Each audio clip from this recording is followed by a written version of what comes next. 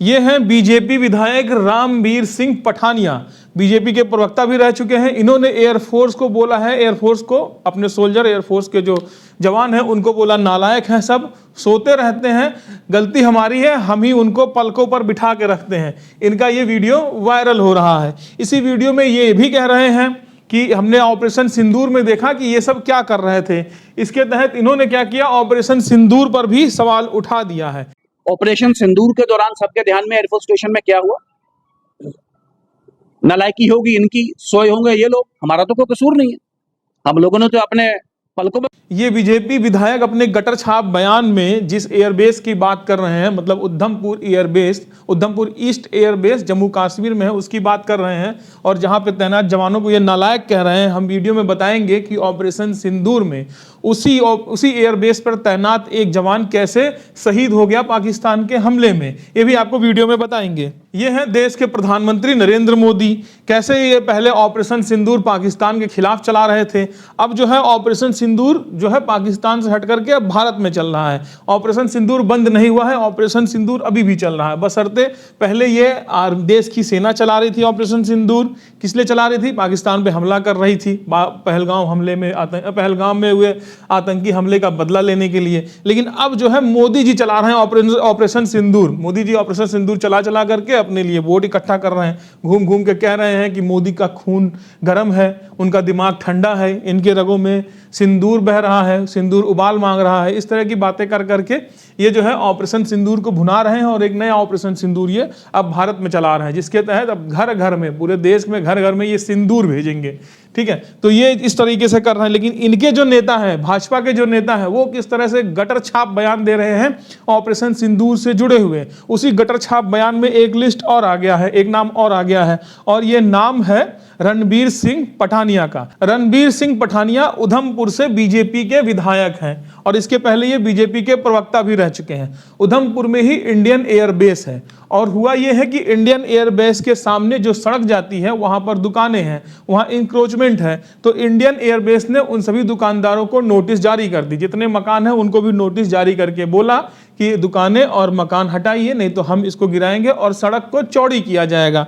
Indian air force ने वहां पर यह नोटिस जारी किया। नोटिस जारी करने के बाद लोकल जो थे वो हंगामा करने लगे, प्रोटेस्ट करने लगे, एयरबेस के बाहर आकर के खड़े हो गए।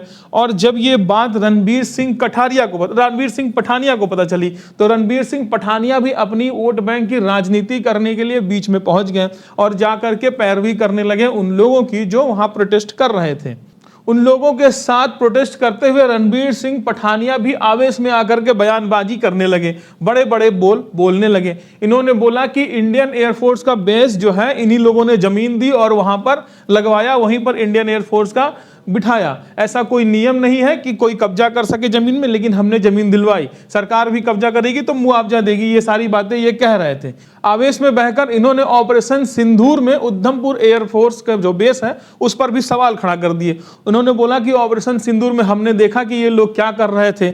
उसके बाद यहां पर ही नहीं रुके ये, इसके बाद ये कहते हैं कि ये लोग नालायक हैं, मतलब एयरफोर्स वहां पर जवान तैनात है उधमपुर एयरबेस पे, वो लोग नालायक हैं, वो सोते रहते हैं और हम लोग जो है इनको पलकों पर बिठा के रखते हैं, इन जवानों को पलकों पर बिठा के रखते हैं और ये सोते रहते हैं।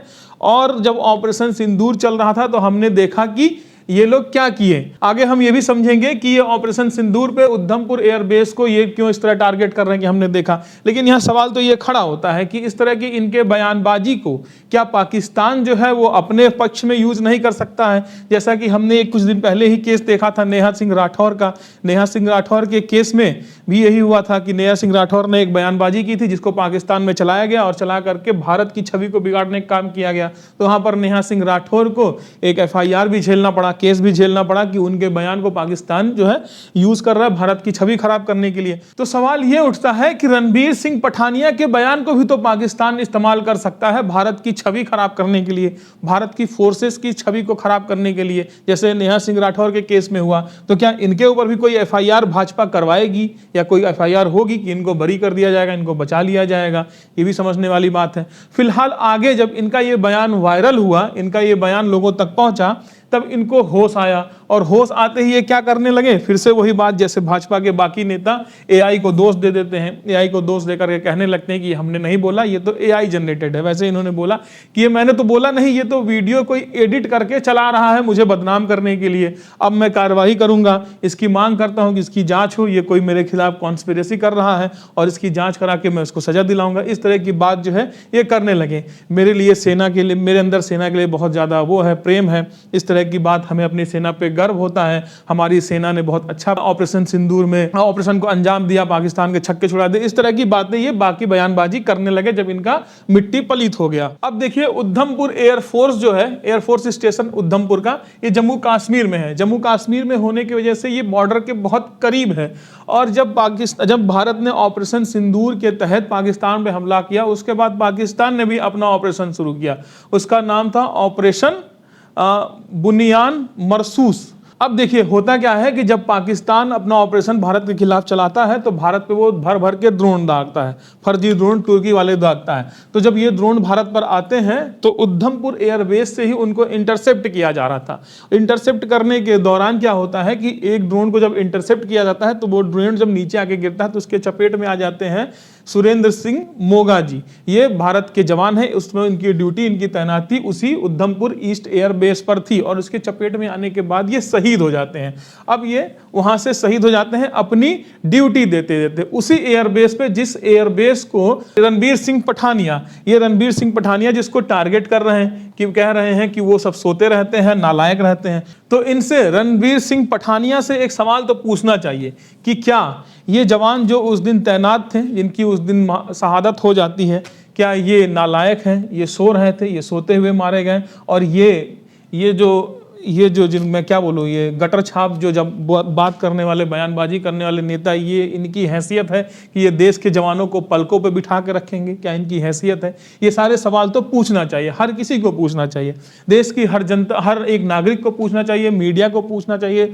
सत्ता तो पूछने से रही, वो तो हम देख चुके हैं, विपक्ष वालों को पूछना चाहिए, सबको पूछना चाहिए और कार्यवाही तो करनी चाहिए, एक एफआईआर तो बनती है, क्योंकि ये देश की छवि खराब करने का ठीक वैसे ही मामला है जैसे नेहा सिंह राठौर का मामला था। अब देखिए जहां नरेंद्र मोदी जो है ऑपरेशन सिंदूर चिल्ला चिल्ला करके, वाहवाही कर करके जो अपना वोट बैंक चमका रहे हैं, ऑपरेशन सिंदूर अब भारत में चला रहे हैं और डिब्बी डिब्बी भर के ऑपरेशन सिंदूर भेज रहे हैं, कहां? घर घर में। उस पर उनकी शायद फोटो भी छपी हो, महिलाओं के पास जो सिंदूर आएगी उसमें नरेंद्र मोदी की फोटो छपी होगी और वो सिंदूर महिलाएं लगाएंगी। हो सकता है ये भी महिलाएं मतलब अपने पति के नाम का सिंदूर लगाने से पहले मोदी की फोटो देख करके सिंदूर लगाएंगी। उनकी पत्नी ने कभी उनके रहते हुए सिंदूर लगाया कि नहीं लगाया, वो तो खैर उसकी कदर कर नहीं पाए, लेकिन अब हर घर में वो सिंदूर लगा भेजेंगे अपनी फोटो छाप छाप के, ये बात है। फिलहाल मोदी जो है वो ऑपरेशन सिंदूर अब भारत में चला करके जो है वोट बटोर रहे हैं, लेकिन उनके नेता जो है किस तरह गटर छाप बयानबाजी कर रहे हैं, इसको कुछ हाल ही में पास्ट में हुए जो गटर छाप बयानबाजी बीजेपी नेताओं द्वारा किया गया है उसको भी एक बार नजर डालते हुए आगे बढ़ते हैं।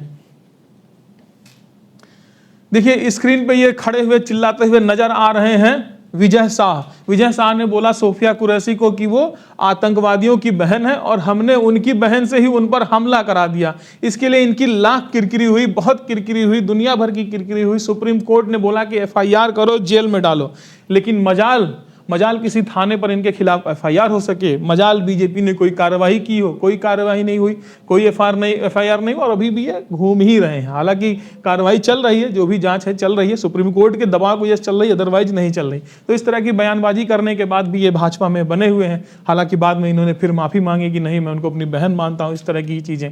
आगे देखिए इसके बाद एक और है, ये है एमपी के मुख्यमंत्री, इनका नाम है जगदीश देवड़ा ने क्या बोला कि सेना और सेना मोदी जी के चरणों में नतमस्तक हैं, गिरे पड़े हैं मोदी जी के चरणों में। अगर मोदी जी नहीं होते तो शायद ऑपरेशन सिंदूर भारत की सेना कहां अंजाम दे पाती। भारत की सेना के पास हौसले ही नहीं है, वो तो नतमस्तक है, मोदी जी बचाओ, मोदी जी बचाओ। इस तरह की घटिया बयानबाजी ये सब बार बार कर रहे हैं बीजेपी के नेता। इसके बाद देखिए ये हरियाणा से बीजेपी राज्यसभा के सांसद रामचंद्र जांगड़ा, इन्होंने भी पहलगांव में जो हमला हुआ 22 अप्रैल उसके लिए एक घटर छाप बिल्कुल घटिया बयानबाजी कर दी, मुंह से एकदम उल्टी कर डाली। क्या बोला इन्होंने बोला कि वीरांगना की भाव नहीं है, किसके पास नहीं है? वो महिलाएं जो अपने पतियों के साथ 22 अप्रैल को घूमने गई थी, अपने परिवार के साथ बच्चों को लेकर के घूमने गई थी, वो जब आतंकियों ने हमला किया, बंदूक तान दिया उनकी पतियों के ऊपर, तो उन्होंने रक्षा नहीं की और गोलियां चलने दी, अपने पति को मरने दिया, ये कहना इनका है। और इसलिए उनके अंदर वीरांगना की भाव नहीं है,